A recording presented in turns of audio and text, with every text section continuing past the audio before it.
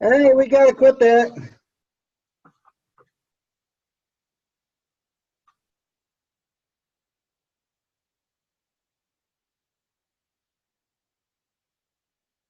Welcome everybody who's joining us today. We're so excited for you to be with us. I have Dr. Tim Sizemore with us, and we'll be getting started shortly. So let a few more people in. We're going to be getting started shortly, so so glad for everyone to be here. Thanks so much for being with us.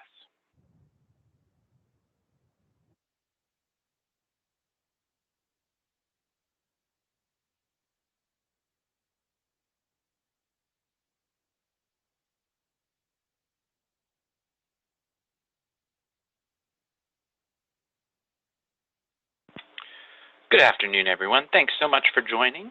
We appreciate you participating. We're going to start a poll here in a few minutes. So if you wait for a few more people to join, and then we're going to start a poll to get some information from everybody who's joining us today. So thank you so much for being with us. We'll be getting started shortly.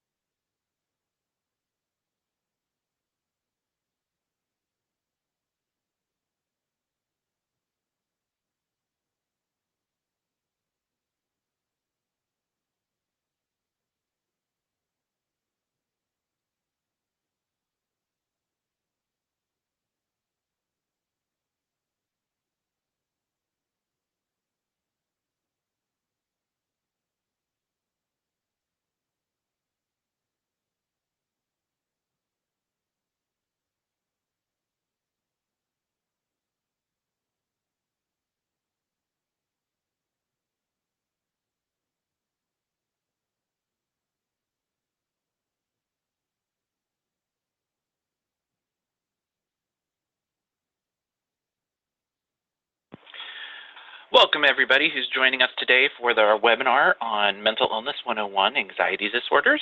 Thanks so much for joining us. We're going to be getting started shortly. While we wait for everybody to join, we're going to start a poll. So here it is up on the screen, should be available to you to answer questions. Our first question is related to mental health disorders. Which topic would you be interested in learning more about? And your second question is related to behavioral health efforts. Which topic would you like to learn more about? So feel free to enter your questions. I'll launch the poll now. You'll see those questions in front of you, and you'll have a chance to give us your thoughts and feedback on some of the next topics we should address. So go ahead and share with us your thoughts and perspectives.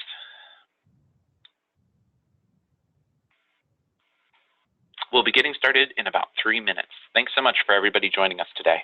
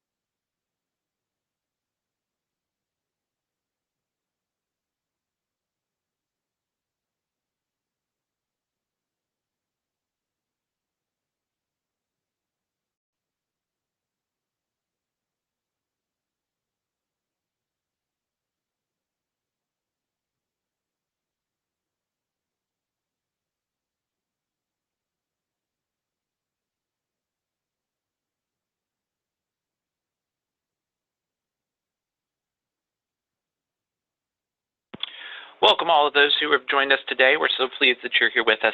We have a poll up that we're asking people to enter their interests in, and so we'd love to get your feedback on that poll before we get started here today. It's a poll that'll give us some information and structure some of our next steps. So we'd love to get your input and perspective. So go ahead and share your thoughts and ideas and desires there, and we will be getting started shortly in about 1 or 2 minutes. Thanks so much for joining us today.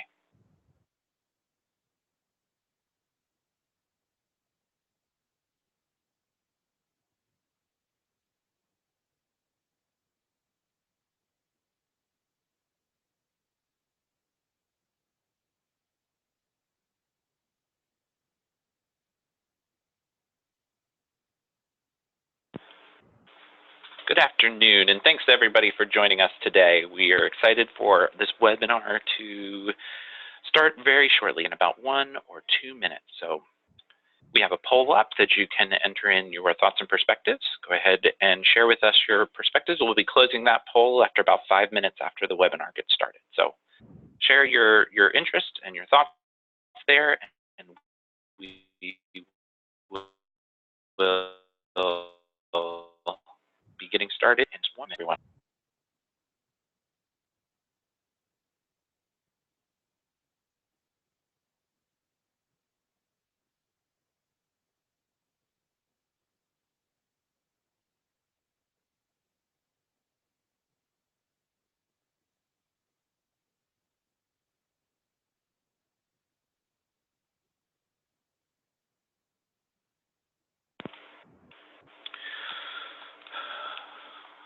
Good afternoon, everyone. My name is Ben Odell, and I am with the Center for Faith and Opportunity Initiatives at the U.S. Department of Health and Human Services, or what we like to call the Partnership Center. We're delighted that you've joined us here today for the second in our webinar series on mental illness. And so this is a series of webinars that we're increasing awareness about signs and symptoms of mental illness disorders and how to think about different referral strategies and just demystifying some of these for faith and community leaders. So I'm excited to introduce our speaker in a moment, but first a few housekeeping notes before we begin. For everyone who's joining us now, we have a poll up, which will keep up for the first 5 minutes of the webinar, where you can enter in your interests. Let us know some of the topics that you'd like us to address in some future webinars. So it's the first way you can engage with us today. I should note, though, that this is an educational webinar, which is off the record and not intended for press purposes. If you are a member of the press, we'd be happy to connect with you to our press office here at HHS after the program. If you're having difficulty hearing us clearly, you may find it helpful to call into the number available through the webinar system, which sometimes can improve audio quality. If on whatever device you're listening to, make sure that the volume's up. We'll make sure to include this as a comment shortly after we get started as well. But note, we are still getting used to this webinar platform, and so work with us and let us know through the chat feature if you have any challenges. And we'll do our best to accommodate and address any concerns or challenges that you may be facing. We'll be sending a link to the recording of today's webinar, along with a link to our first webinar in the series that focused on co-occurring disorders. So you can look for that webinar link to the recording, as well as the link to the PowerPoint slides that Dr. Tim Sizemore is providing today. That will all be available through our email and available to download shortly after the webinar. If you have any trouble with that, email us at partnerships@hhs.gov, where we will make sure to get information back to you as soon as we can. And finally, we do have a full program today, so we'll try to get to as many questions as we can. That being said, the way you can enter those questions is to go to the Q&A feature and enter a question. Let us know something that you'd like to learn more about, a question that you have for Dr. Sizemore. We'll try to get to as many questions as we can. So to try that system out, go into the Q&A section and tell us where you're from, city and state, what you're located. Go ahead and go to the Q&A section and enter that in. I see Washington State, Tennessee, Missouri, Pennsylvania, Pittsburgh, Maryland, Virginia, North Carolina. So great to see where so many of you are from. We have really representation from across the country, and so this is a great way for us to connect and to share with you. So without further ado, let me get to our presenter. Dr. Tim Sizemore is president of Division 36 within this is the Society for the Psychology of Religion and Spirituality of the American Psychological Association. He's also a professor of psychology and the psychology clinical director for California Baptist University in Riverside, California.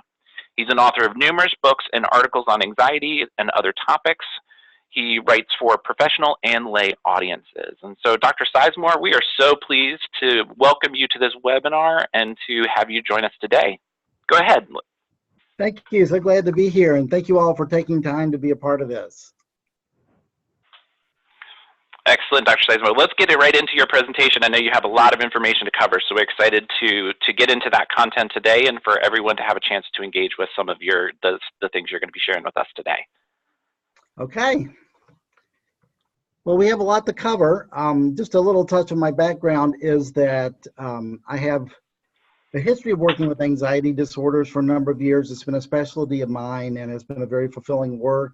It's an area that is missed because so many people, you get a lot of talk about depression, but anxiety kind of sits in the background. And anxiety actually is the most common group of disorders. So I'm really hopeful that you will be able to take this and be able to serve others who may be dealing with some the anxiety. Our plan is pretty simple. I'm going to introduce the topic and name a few terms for you so we can untangle some of the language. Kind of talk a little bit about what makes anxiety a problem as opposed to just something we all have, which we do. We'll look at several of the major anxiety disorders. Now, for those fans of the diagnostic manual, OCD has now got its own section, but we're going to slide a few minutes of OCD in here at the end. And then I'm just going to take a couple of minutes to talk about some of the basic approaches to care. My assumption is many of you all are people who are leaders in the community or religious and spiritual communities, and you may be just trying to look at people you serve and try to help point them towards some help. And so I want to facilitate a little bit of that as we get near the end. But let's make it a little more personal. All of us worry. I don't think that makes anyone different by worrying. It's a question of how much and about what. So just for a moment, think about yourself so that some of this is a little more personal. What do you tend to worry about? And then get a little deeper than that. What kind of things do you think, do, or say because you fear certain things? Of course, the traditional spiders and snakes, people that you're afraid of, a boss or someone you're in a relationship with, or outcomes. I might lose a job, I might lose my house, those kinds of things. So keep that in mind. And then I want to mention this. Also, how often does anger actually cover anxiety for you or for the people you'll be thinking about? If you remember that it's called the fight or flight response. And so usually with anxiety, we talk about the flight. But anger is processed through the same part of the brain, the amygdala, and it's where we get a lot of the fight. So there is a neurological commonality between anxiety and anger. So oftentimes, and I'll mention this again in a few minutes, anger is an effort to protect yourself against a perceived threat, which is kind of interesting because that helps you to see that sometimes angry people are the ones who feel the most threatened. So choose one of these things to keep in mind as I go through some of the introductory materials and see if you see it as typical or a little maybe not as typical as you might have thought. Now, language gets thrown around with this, so let me just lay down a few terms to get us started. Fear itself is a response to an imminent danger. So when there is a threat, I work a lot with kids and adults, but with kids I often say, imagine if a bear burst into our office. Well, we would both be afraid, right? That would be a natural fear. We are in danger. Or say if you were driving and a bee gets in your car. Both of those are real dangers, so that's fear. Anxiety, now it can be used different ways, but it is primarily the physiological aspect of these things. We feel it in our bodies. We feel the symptoms we'll be talking about in just a few minutes. So that's a little more physiological. Worry is thinking about things either to alleviate the anxiety or to try to prevent things in the future that you're worried about. So the student will study really hard for an exam trying to avoid the future event of doing poorly on the exam. But when there's not a focused topic, an exam or a bee in the car, then you have the added problem of this going on for a long time, and our bodies aren't made for that. we're made to have this fight or flight response, rise to the occasion, deal with it, and escape.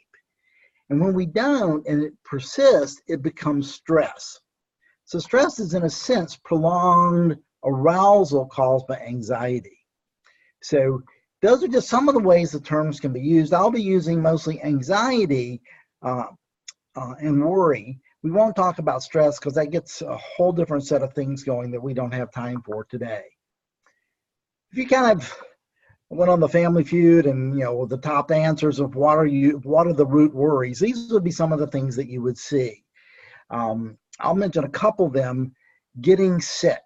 Many people, especially a lot of people with OCD, are very concerned about becoming ill and go to great lengths to avoid it. And we all are to some extent, but we all know some people that go further than others with that. Uncertainty about the future, that's a broad category, but many of us struggle with that and kind of what's it going to hold and what's going to happen to me personally or what's going to happen to the nation. All kinds of levels we deal with that. But let me skip down to the end of the list on losing control. There's a lot that's been written about control, but when you're thinking of anxiety, most people's natural reflex to reduce anxiety is to get control. So one of the scariest things is if you can imagine driving and all of a sudden your steering wheel doesn't work on the car and you have no control, or you skid and you have no control over the car. That is a scary thing. So obviously, what do you want to do? You want to get control of it. And so a lot of people who are control seeking, and you know these folks, and some of us are these folks, this often is related to anxiety by trying to reduce levels of anxiety. And so if you do something that triggers this, that person might get defensive because they feel their sense of control threatened. You've done something that makes them feel like they're not in control. So one of those early points, and we won't come back to this anymore, is how sometimes anger has roots in anxiety that people don't understand because of the threat to the control that reduces their anxiety. But unlike some disorders, I mean, I like to talk about strep throat because it's just fun to say streptococci, right? Streptococci are the little germs that lead to strep throat.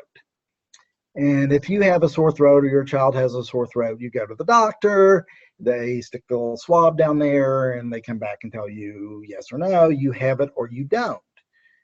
Well, and that's kind of nice. You have a clear-cut cause. Oh, you have these little bugs in your throat. We're going to give you medicine to kill them, and we'll live happily ever after. Anxiety doesn't work that way. Anxiety is something we all have. And so the lines between a problem or not are really fuzzy. So the key things that we're going to look at in trying to make that distinction are these. What one is anxious about, how anxious one is, and how impactful are the symptoms. Now, psychology and psychiatry are fuzzy disciplines. We don't have, I like the strep throat example because it is so clear. You have a bug, you have strep throat. You don't have the bug, you don't. But we can't do that with anxiety disorders or pretty much any of the mental health disorders. But despite all that, if you set clear qualifications per the diagnostic manual, DSM, over a lifetime, about a third of all people will qualify for a diagnosis with an anxiety disorder at some point during their lives. So that's a lot. So what are the things that are really the things that make it a problem? If you've got a bee in the car and you're anxious, don't go see a psychologist, right? But here are some of the key things to help you know when some of the roots, the little streptococci behind anxiety, if you would. Anxiety that's excessive to the actual threat producing it. So that there may be a little danger, but not that much. So my daughter years ago, when she was about 6, was scared of an ant on the porch, and she came in all upset. It was just a plain old ant. And so we kind of went through a little discussion of that's not that dangerous to produce a panic. Okay? Or anxiety when there actually isn't a threat. And this is where it becomes more like a disorder, when we aren't in danger, but we live as if we are. Of course, that gets into the fuzzy question of, when are we in danger? Right? What constitutes a danger? And we have to be careful with that. So an excessive reaction to the symptoms of anxiety. So here, we'll talk about panic disorder in a few minutes, but a panic disorder is oftentimes a reaction to the symptoms of panic itself. So we have anxiety-related symptoms, we're afraid of something else, and so it leads to bigger problems. Fourth on this little list, excessive avoidance of contexts that create anxiety. So we can be excessively afraid of something so much that we avoid any opportunity to be around it. So I remember the situation of a young teenage girl who was afraid of spiders. Well, we all go, yeah, I don't like spiders either. But she actually would not go to her friend's house without having her dad go over to scope out the house to make sure there were no spiders. And of course, you still can't be sure, right? But that's a little, we would all think that's a little excessive, right? So now there's this problem of avoidance. This is the dark twin of anxiety, is avoiding things that might create it. And this is one of the things that really impacts the quality of life, because once you start avoiding everything that might possibly trigger what makes you anxious, it can be all consuming. So this girl was pretty much homebound because she was so afraid that there might be a spider out there somewhere. And so these are the different kind of root problems in there. And finally, patterns consistent with some of the other anxiety disorders, and I'm thinking in particular of OCD, which again is, depending on how you classify it, is or isn't anxiety disorder, but I'll just suffice to say there's a whole lot of anxiety involved in having OCD. Okay, so we'll hit that at the end. Okay, so let's pause again. We've talked about some of these terminology, seen some of the things, the patterns beneath it. Now, as you think about the word you chose, what do you make of it now? Is it kind of like, well, that's no big deal? Or, oh my goodness, I'm worrying about something when it's not even there? Or does it make you think of someone else that, you know, I was thinking of Sally, and maybe Sally has a problem with that? Well, as we go forward, keep thinking, because one of my primary goals in doing this is, as leaders in the community, we hope you are able to broach this topic with others so that they will suffer less. So kind of keep in mind as we go through this next section, as we start to cover some of the topics. So anxiety in general is characterized by three categories of symptoms. The physical features, and there's a list here, I won't go through all these, but most of us know the feelings of being anxious. Then there are behavioral features, things that you do like reassurance seeking. Am I okay? Is it going to be all right? Am I safe? Are you going to leave me? Avoiding people or situations. Taking actions to calm yourself. I've got to kind of take a deep breath and count, tell them whatever.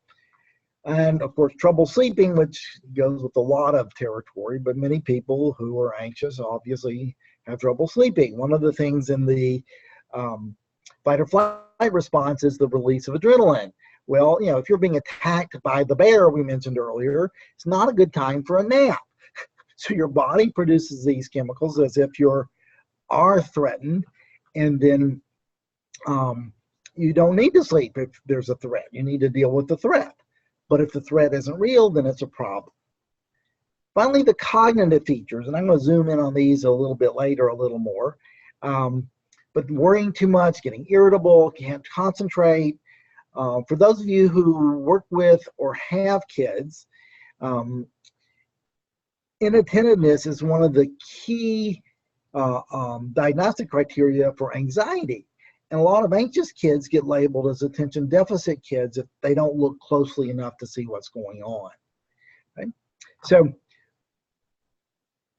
speaking of kids, let me say a little bit. I'm trying to toss someone told me once, whenever you speak, toss a little hay in every stall.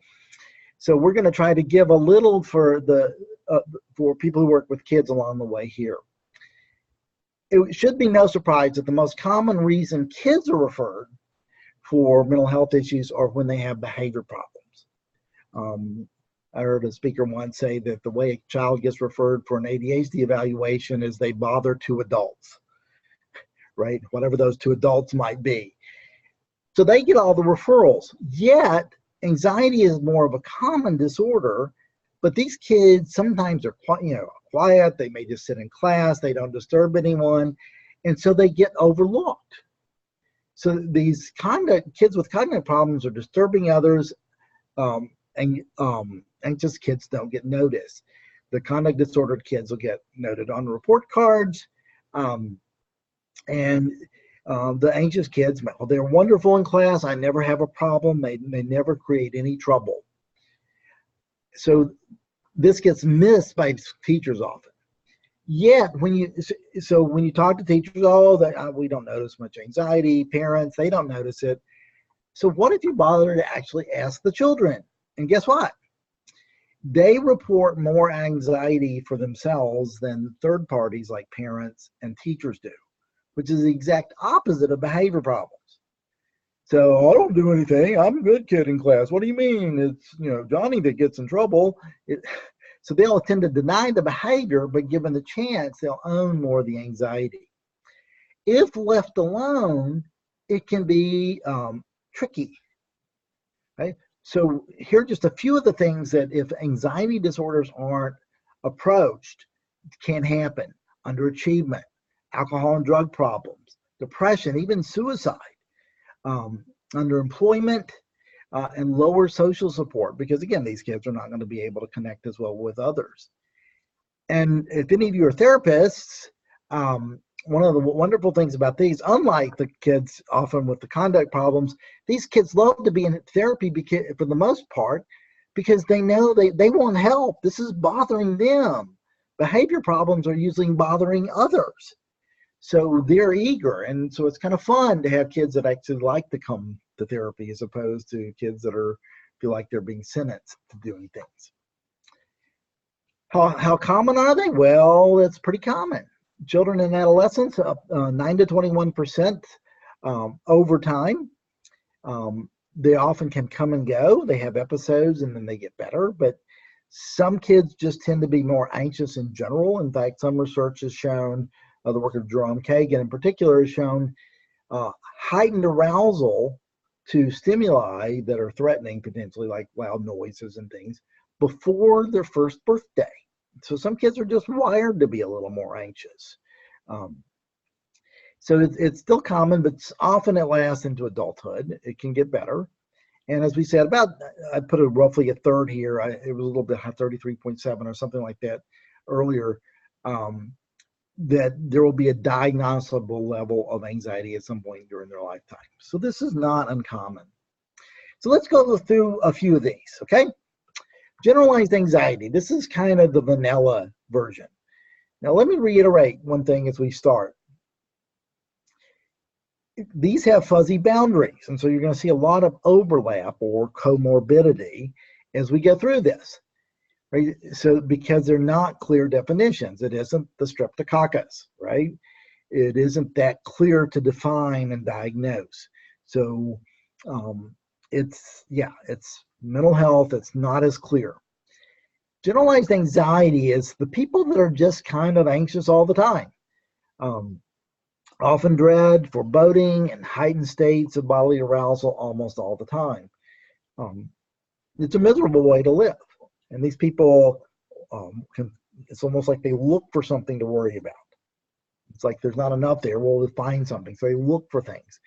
And there's an infinite number of things you can worry about if you let yourself go. I've used the silly kind of illustration in my office that I cannot promise you 100% a meteor won't come crashing through my window while we're sitting here. And then I'll lean over and start looking out the window, and they kind of chuckle. And I said, what's the matter? I said, well, why are you looking out the window? I said, well, I'm making sure the meteor doesn't come. Well, it's not 100% chance. I mean, there is some kind of, 0.00001 chance that it could happen, but you can't live your life ducking meteors, right? So that's an extreme example to point out how often we can create worries where other people don't even see them. Or, to use the language earlier, perceive threats that are disproportionate to the actual threat. So this is not really triggered. Freud called this stuff free-floating anxiety. I don't know if that's the best term these days, but it's just kind of there. They're just anxious, and they're almost looking for something to be anxious about. Now, let me comment on that for a second. We have this interplay between our thinking part of our brain and the amygdala, which is where the anxiety is basically processed. This is oversimplified. And so there's this interplay. So we can worry and come up with threats and stir up the amygdala, right? So I'd be thinking, oh, what's going to happen? My plane going to crash, and get my stir up, and the physiological stirs up. But sometimes people that are over anxious have their physiology stirred up, and that leads to the thinking. So they're feeling anxious. I'm feeling really anxious. Something must be wrong. Let me look through my files and find out what it might be. So the problem can run both ways. Again, this is a simplified version. But a lot of times, and mostly especially in panic disorder, this interplay is a key thing in trying to treat it. It's kind of saying, which way, and breaking up this automatic association between thinking and feeling and thinking. Okay. So let me, while I'm taking a minute on this here, let me just kind of add this to it, because I think this is very important. So we are capable of perceiving fear and knowing that it's not real. And the way I illustrate this is going to a movie. Right? There's drama, there's excitement. I'll often come out and say, that one wore me out. I'm tired because there was so much emotion in the movie, right? One of the beauties of movies is we feel the emotion, but we know we're safe, right? I mean, you wouldn't be eating popcorn if, Freddy was really chasing you. So we are able to distance ourselves or separate ourselves from the emotional feeling of anxiety and almost chuckle at it when we're watching a movie. And see, that's steps into how you begin to treat this again, but shows how our interpretations of things are important. We'll mention this again at the end. Okay? And then that wonderfully fuzzy term, significantly interfering with people's daily life. Whatever significantly means, that's one of the beauties of the diagnostic manual. But it affects people. They can't perform at work. Well, let's kind of look at it in a minute. I'll show you. How often generalized anxiety is common. It becomes more common as you get older. It's about even between males and females until you hit adolescence, and then females suffer from it. It doesn't seem to be prejudiced toward different groups. They tend to have the same rates overall. And then there's the issue of comorbidity. And I won't go into this as much on the others, but the issue with comorbidity is that there are so many of them. Almost everyone diagnosed with generalized anxiety disorder ends up qualifying for something else. And this is where I'm not so big on the specific diagnoses, because the borders overlap. It looks like the Olympic rings where they keep overlapping with each other. And so there's a lot of them, but this is probably one of the highest. And it's the anxiety disorders overlapping with each other. So generalized anxiety may have panic and so forth, but they may have depression as well. And think about it. If you live in this anxiety state all the time, how are you going to feel? Depressed. Oh, great. Another day. I guess I'll be worrying all day today too, won't I? And then it can also, especially with kids, lead to disruptive behaviors, or with adults, that's more like irritability. So where does it come from? And this is the thinking part. So I want to just kind of help you understand it a little bit. by looking at some of the thought patterns that kind of go with it. Bias to perceive threat where there is none. We've already talked that a little bit.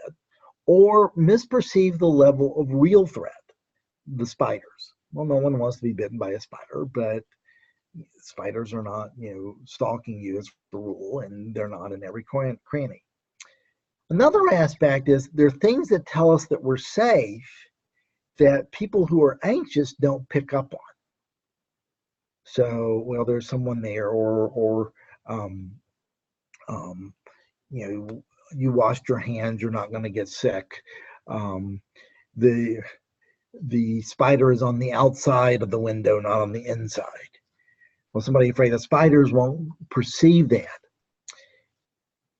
Perfectionistic thinking, which is I've got to have it just so, which can lead to all kind of problems. And you see this with adults and people you work with. And kids, of course, have this. I've had a couple of parents where we would cheer for the kid to miss something on an exam once in a while, just to remind them that they aren't actually perfect. Excessive self-criticism can lead to anxiety because, again, you are trying to be so in control. I just want to do that again. As all these, the criticism, seeking reassurance, keeping rules, are an effort to be in control. So, and yeah, this street runs both ways. Also, if you have a high need for control, you're going to feel more anxious that you might lose it. If you're more anxious, you're going to want to be in more control. Okay? Because the goal of the control is to reduce arousal. If I'm in control, I'm safer.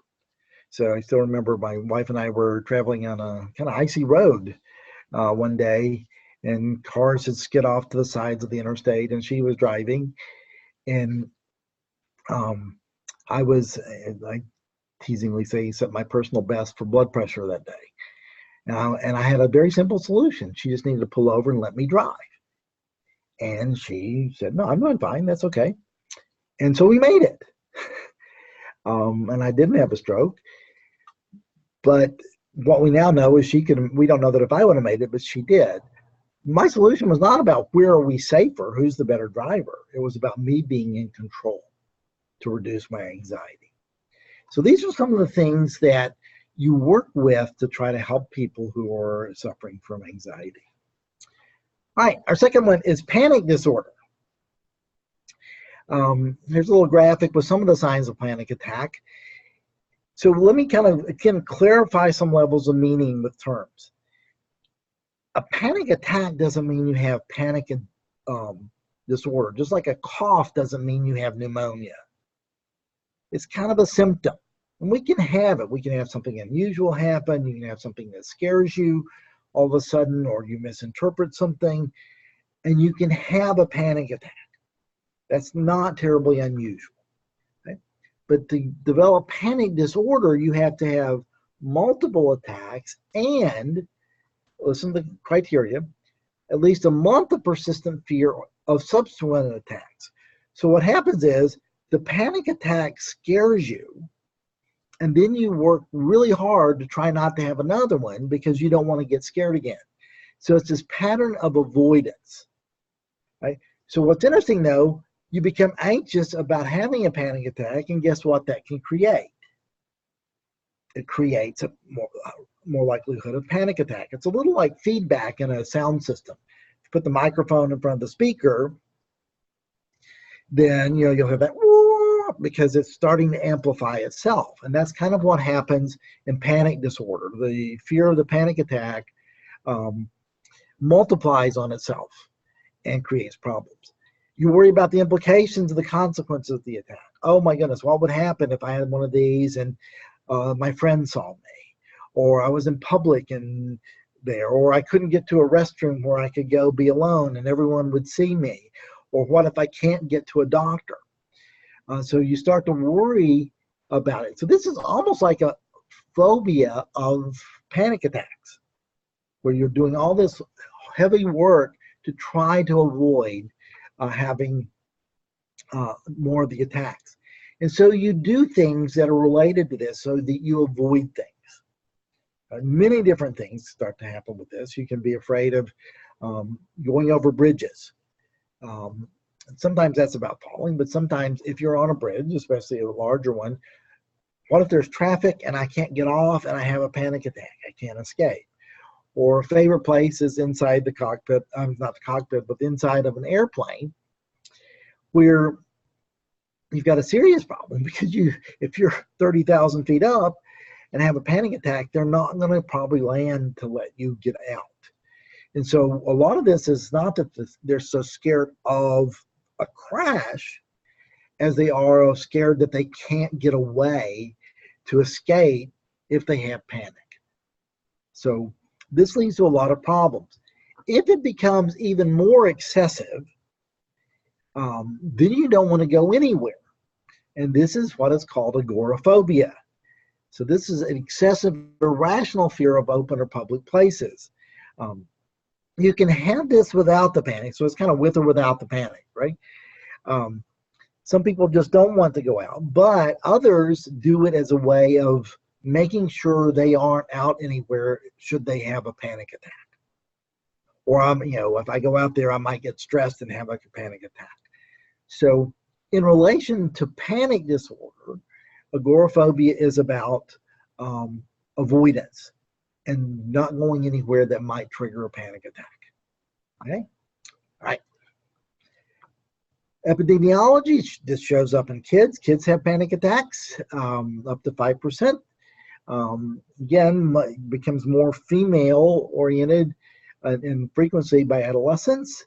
But many of the, up to 20% nearly, the first panic attack was before age 10. European American females are the more likely to present for treatment. And that has a lot of variables on why that would be the case, obviously. Overall prevalence is about 2 to 6% of adults, and of those, about half of them, it is severe. And you think about this is a really miserable thing to go through. You can't hardly work. Some people can't stay at work. You can't go out in public. It affects your social life. It can affect your relationships. Another one with high comorbidity, social anxiety disorder is what SAD is, social phobia, generalized anxiety disorder, and depression. Not as common. It goes with attention deficits and oppositional behavior and bipolar disorder.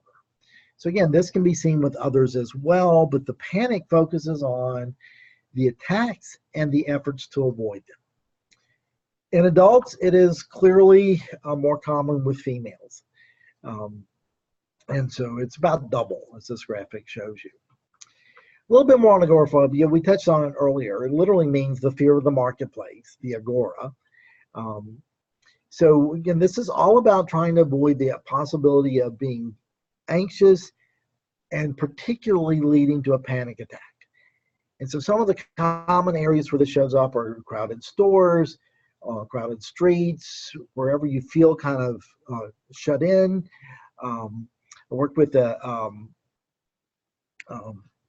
woman who was on dialysis, and she actually was starting to have panic attacks while on the dialysis machine because she knew she couldn't go anywhere and get away.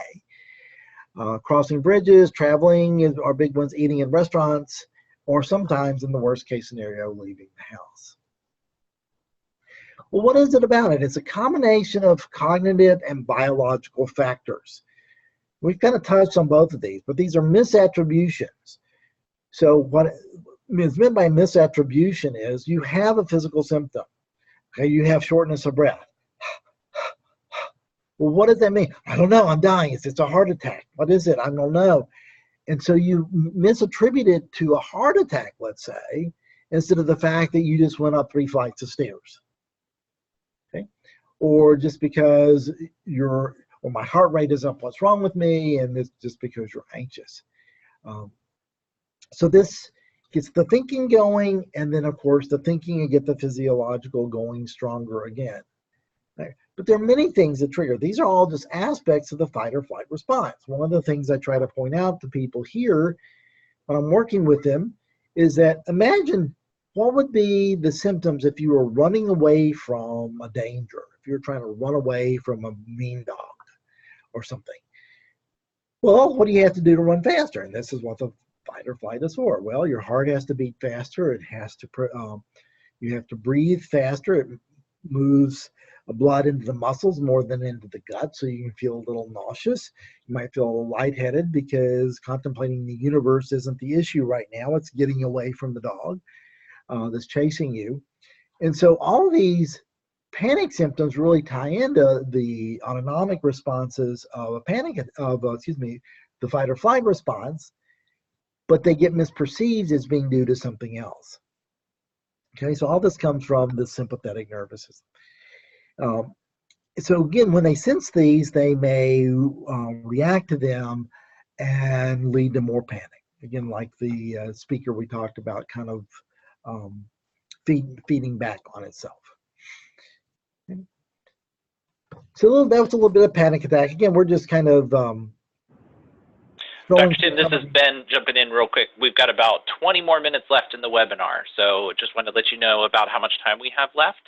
And just share a quick reminder for folks to share their questions and type in their questions to the chat feature so that we can have some time to get to some of those toward the end. So sorry to interrupt, Dr. Tim, just wanted to let you know how much time we have left and encourage people to send in their questions. Okay. So phobias are better known, I think. Most people know these. It comes from the word fear. And these are excessive fears of things everybody fears, right? It is in response to a particular threat. Certain things make you afraid, like the spider I mentioned earlier. That's a phobia. It's a specific thing. But in extreme excess, and also without the presence of the thing that causes the fear. And so, if you're afraid of falling, that's one thing if you're in the mountains. It's a different thing if you're sitting in a field, right? To have that kind of fear going on for you.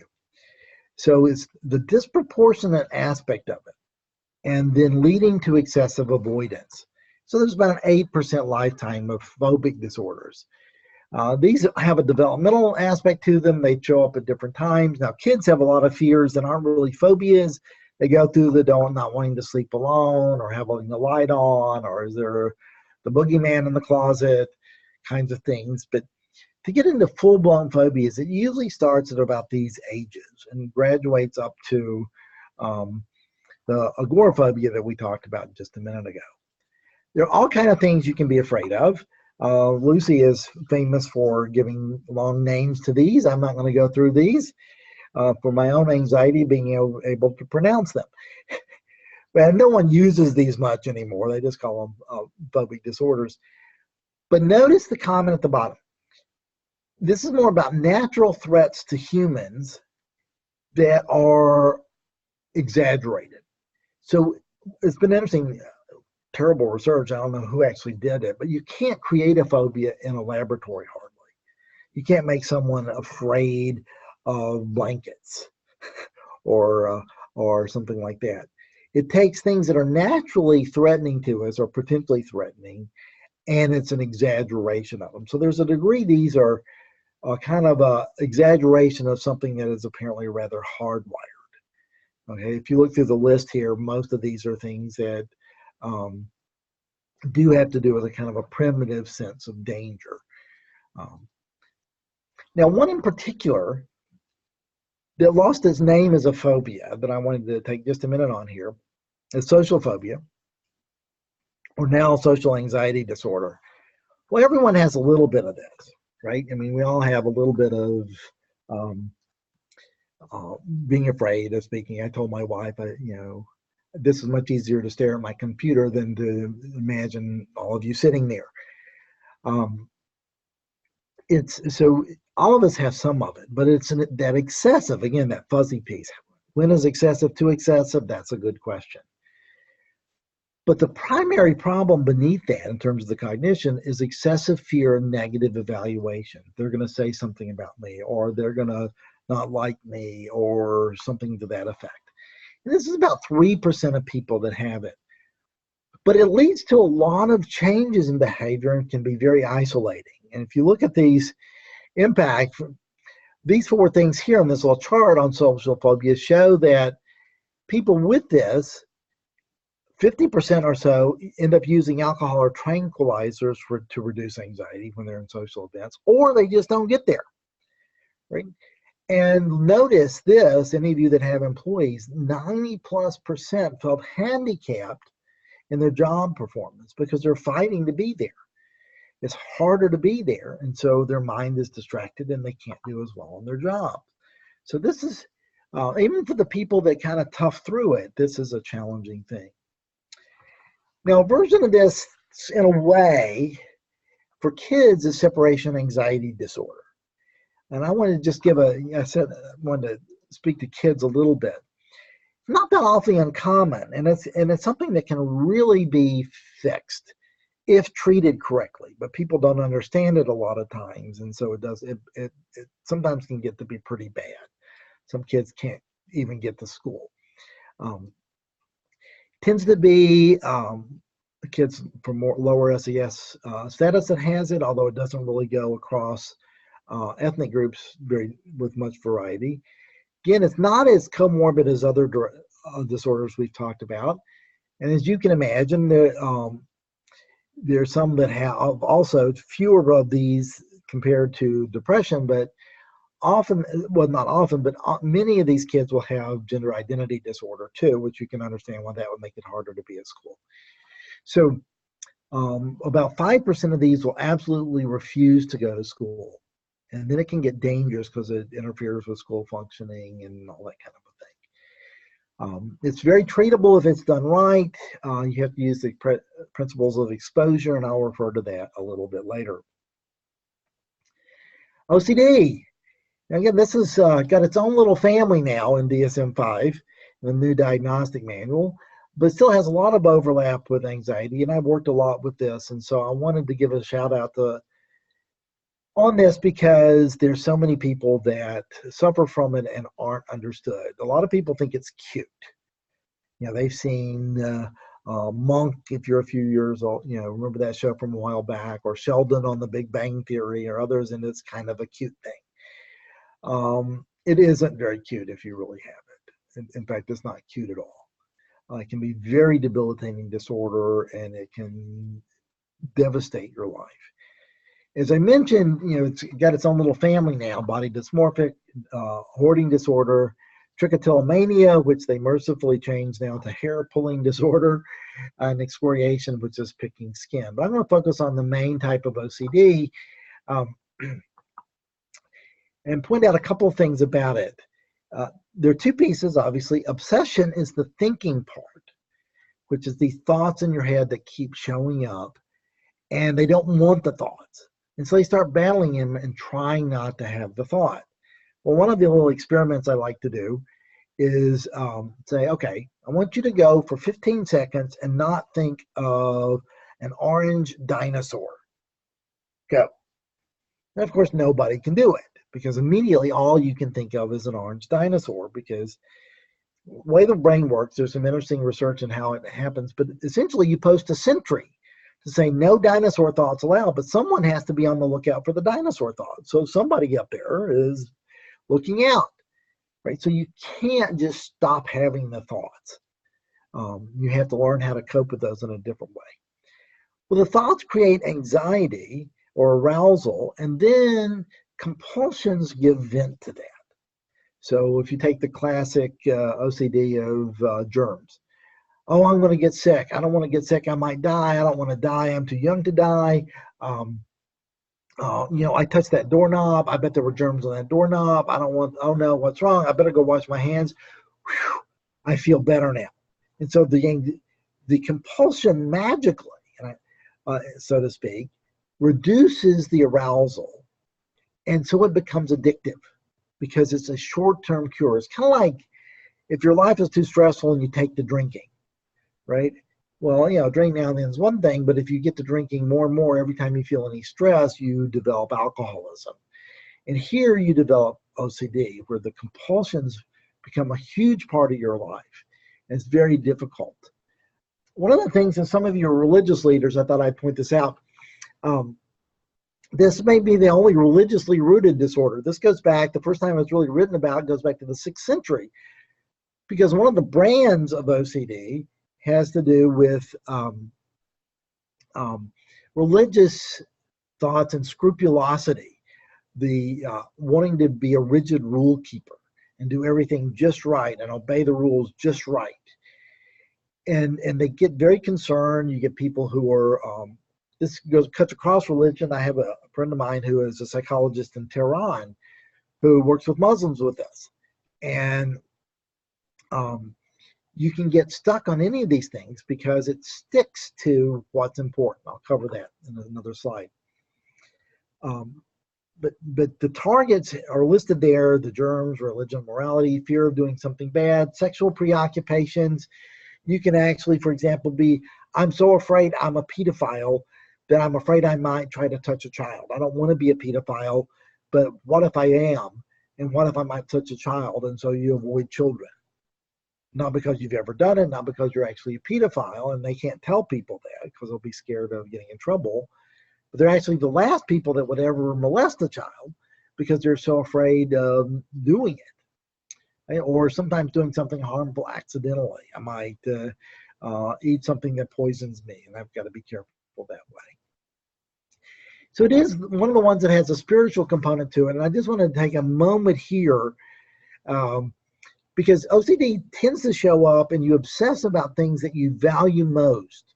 A relational OCD, for example, might be about a spouse or a best friend or a family member that you get so wrapped up, I can't lose them. I'm afraid of losing them. And so you kind of start obsessing about that. But it happens a lot with religious folks. And I wanted to just mention that because a lot of times they will go to a spiritual leader for help. And if you start trading advice, trying to talk them out of it, you will never get anywhere. It just gets stuck.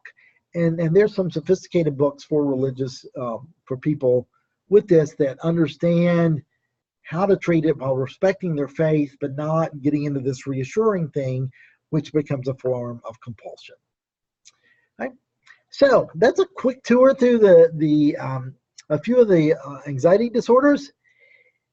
Back to the people we talked about, that you were thinking about. What do you think now? Does this sound like some of them? You think maybe some of them might need to get some help because there's a lot of suffering here. And these people don't wear buttons that say, hey, I've got a problem. How could you sensitively and gently approach them about this and encourage them to address it? And I think it's one of the things that comes out in what I said is how common it is, but how under-discussed it is. We just don't talk about them enough. That's why I was so excited that to get to do this so we can make better awareness of it. And what do you do with them? Well, drug companies have a lot of money and they put a lot of commercials on TV. That doesn't mean they're the best thing. And in the case of anxiety, psychotherapy is very often not only more effective, but less expensive. You put them on medication. These are not treated. Again, if you go back to our strep throat, 10 days of antibiotics or 7 days, something. When you get put on an anxiolytic, it could be a one-way ticket for the rest of your life to be on that medication. So there's a place for it, but the place is usually not the first thing. So encourage your friend to talk with a therapist, or if it's really mild, there's some wonderful self-help workbooks available out there. There's a whole series New Harbinger does that's covers most every angle where they can get some self-help. If not, then move up to a therapist that knows anxiety disorders. I think you'll get some information about the Anxiety and Depression Association of America. Wonderful group, trustworthy group, and they have a list of people that you can refer to. And there's also the International OCD Foundation. And then if you do that for a while and doesn't get better, then you look at medication. Sometimes you can start medication until they can get a little progress, and then you can take them off of it. But the problem with medication and anxiety is if it takes away most of the anxiety, there's no motivation to change those processes that we've talked about. so that it fixes it. So therapy can fix it. And medication, as a rule, just kind of pushes it on down the stream and makes it easier to live with today. So that's why it can be more effective in, oftentimes in the medications. So what are the best treatments? The gold standard has long been said cognitive behavioral therapy, where you address a lot of the thinking patterns we looked at. A new next generation of CBT is acceptance and commitment therapy. It has a lot of good research, a little less on the logical aspects and more on dealing with the physiological and emotional aspects of it. And then something that's used in both of these is called exposure therapy, which is basically going to be mentioned in the next slide. The only way to get through something is to overcome something, is to get through it. You just don't wake up one day and you're no longer afraid of spiders. You have to do it enough so that it becomes, you go through it until the anxiety decreases. So exposure therapy leads right to this first of my favorite phrases in working with this. To get over it, you have to go through it. Right? That's pretty basic. You don't just kind of, I don't want to be anxious, but I don't want to have to do any hard work. Just make it go away. But anything, being afraid of spiders, if you can get those people around spiders carefully, you reduce the fear. But in any of these things, you have to face it to overcome it. And you have to do it with support, with encouragement. But there's not like developing a more sophisticated plan how to avoid it. You have to end up facing it if you want to beat it. Second of my favorite phrases are thoughts or feelings. You can do this either way, aren't facts. So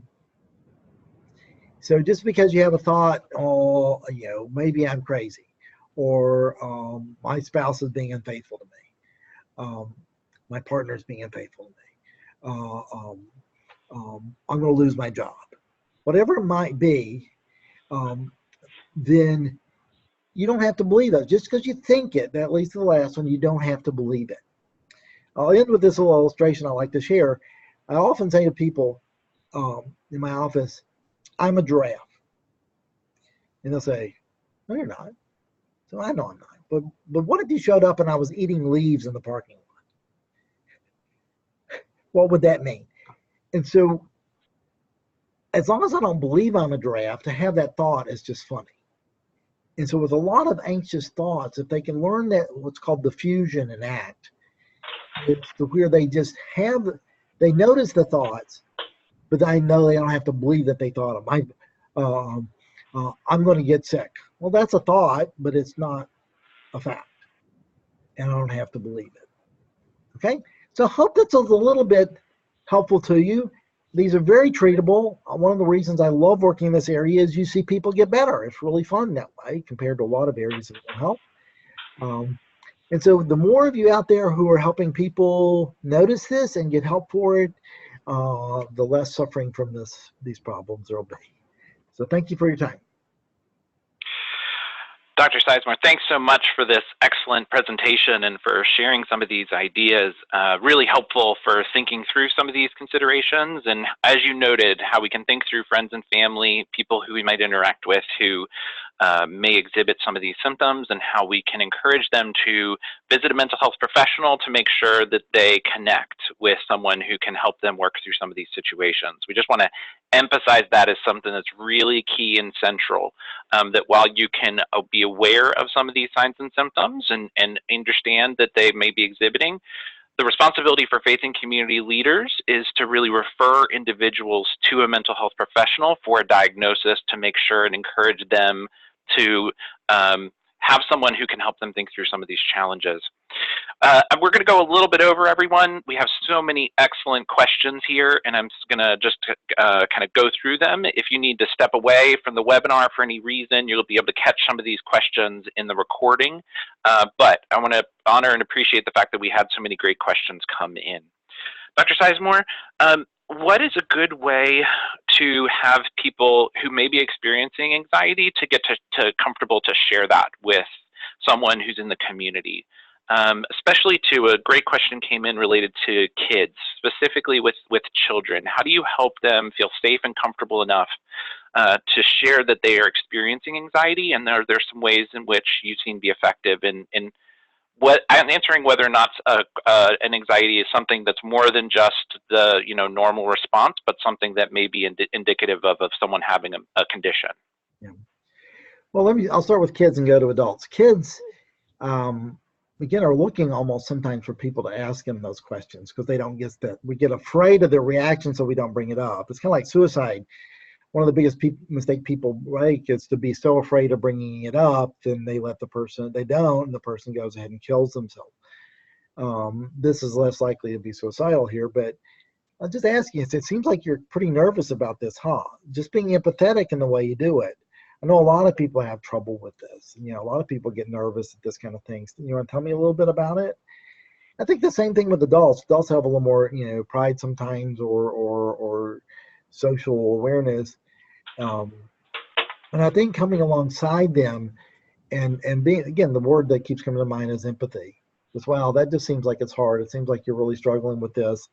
You don't have to use the anxiety word, but just to try to get them to talk a little more and create a conversation. That's excellent. Thank you so much, Dr. Sizemore. What are some specific behaviors that people may see an individual exhibiting that would be indicative of any mental health concern, but maybe especially someone who's exhibiting symptoms of an anxiety disorder? Just to kind of quickly walk through some of those things that may be indicative of some of those things. Well, I'll do two things. One, if you go back to a couple of lists in the PowerPoint of some of the symptoms, when you see people that are shaky or nervous or obviously anxious, that kind of speaks for itself. The one that's a little more subtle is noticing people avoiding things. I just don't want to go to that, or I just don't like to go to that kind of a situation, or I don't want to go there, or I'm not comfortable doing that. Hey, we want you to do a presentation for the company this week. Oh, I just couldn't do that. So avoidant behaviors are a real giveaway sometimes. You have to kind of understand those a little bit, but those are real important to kind of notice. Thanks, Dr. Sizemore. A couple key questions that came up for people. We will be providing a link to the slides after the webinar follow-up in the webinar follow-up email. Some people have asked some questions, and I'm going to bring this up and mention that we have other webinars that are coming up on some of these topics.